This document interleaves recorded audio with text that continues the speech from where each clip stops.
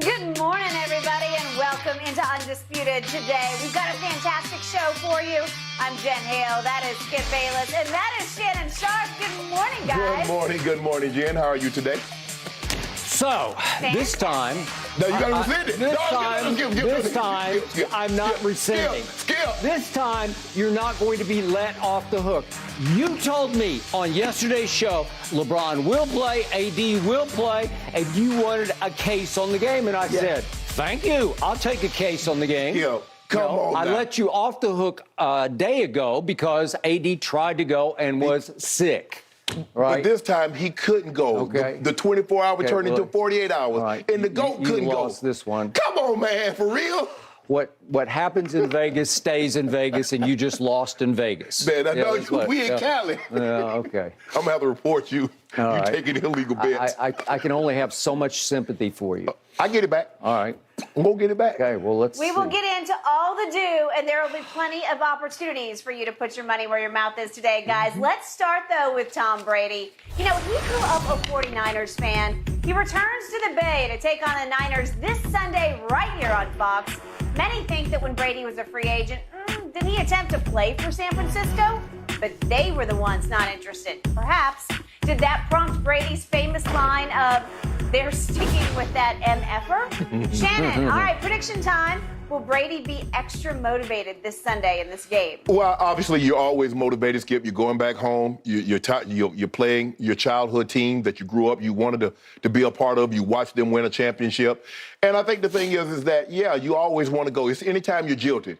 Whether you've been in a relationship and somebody turned you down and you got out of a relationship, they didn't want to be with you anymore, you're like, okay, I'm going to be successful. I'm going to show you made a mistake. I'm sure there's a part of that going on with Tom Brady. Tom Brady, the greats, will find any reason to be motivated to try to kill you. So I don't think I'm breaking news when I say that, Skip. But I think the extra motivation for Tom Brady is, man, I got to get my offense playing better.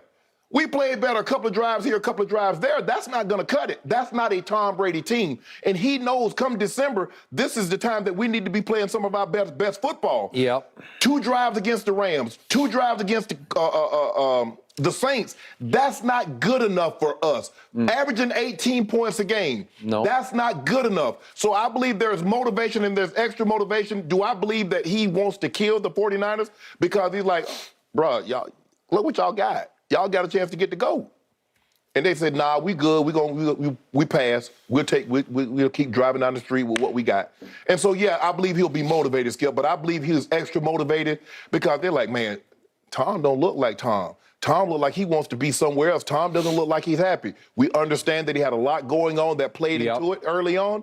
But Skip, I mean, and when you look at the stats since he's been divorced, but even since then, Skip, it's only been a couple of drives. It was the final 2 drives against the Rams. It was the final 2 drives against the Saints. He hasn't put together a complete game in a very, very long time. And if he wants to get to his ultimate destination and win it, they're going to need to start playing good offensive football. I believe their defense is playing good enough. They're top 3 defense as far as scoring defense in the National Football League. Their offense leaves a lot to be desired. So I think he's motivated, but I think a lot of the extra motivation, Skip, is trying to get this offense to where it needs to be. So when the playoffs hit, they feel very good about where they are. Okay.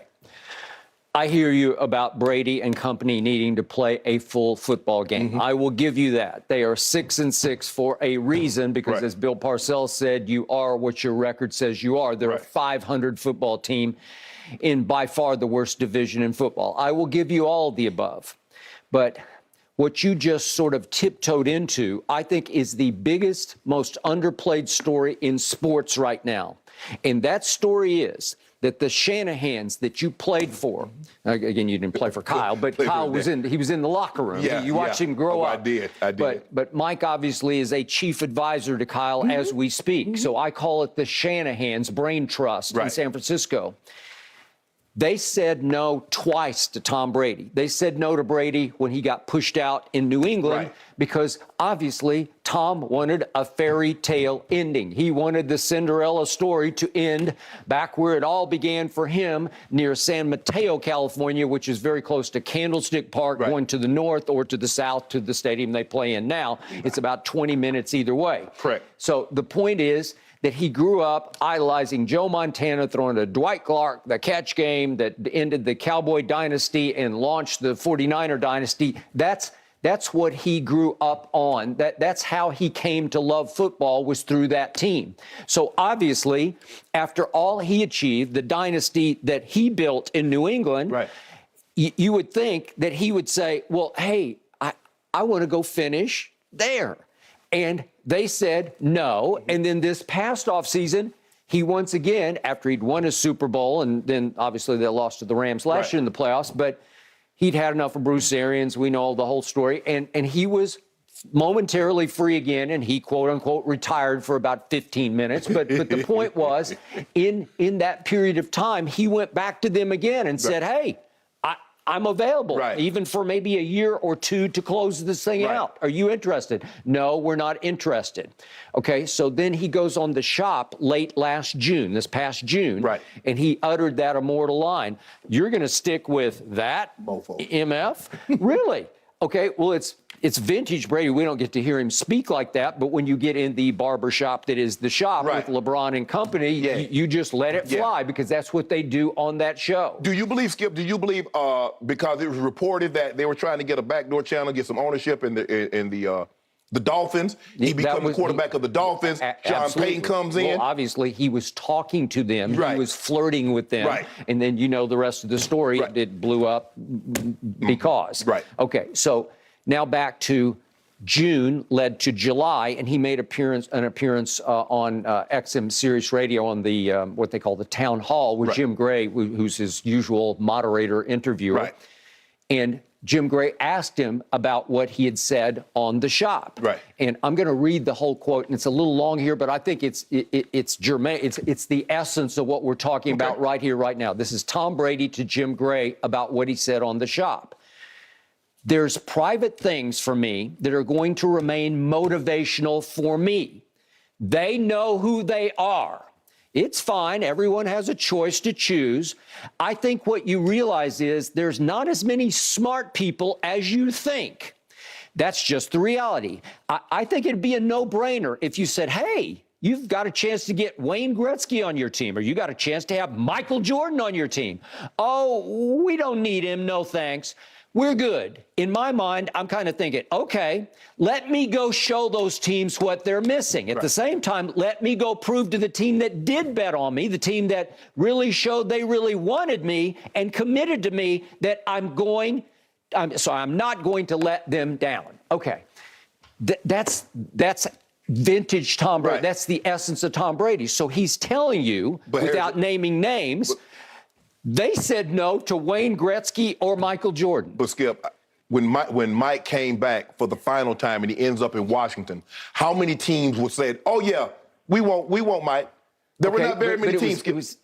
Okay, he had fallen out of shape. You know this. But and that was like one last ceremonial hurrah where he was going to get to run the show. He was going to get to be the GM and sort of the coach. Got his coach. He did everything.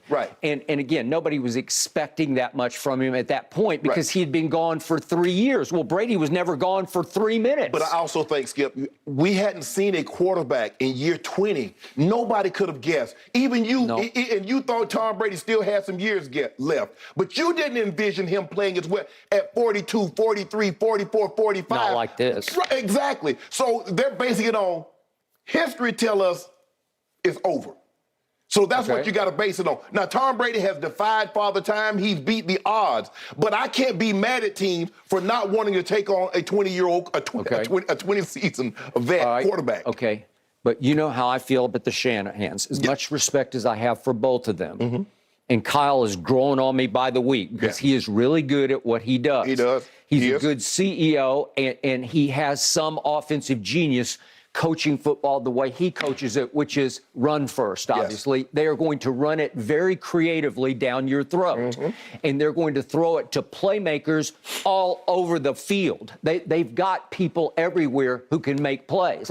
And his point is, I don't really care who the quarterback is.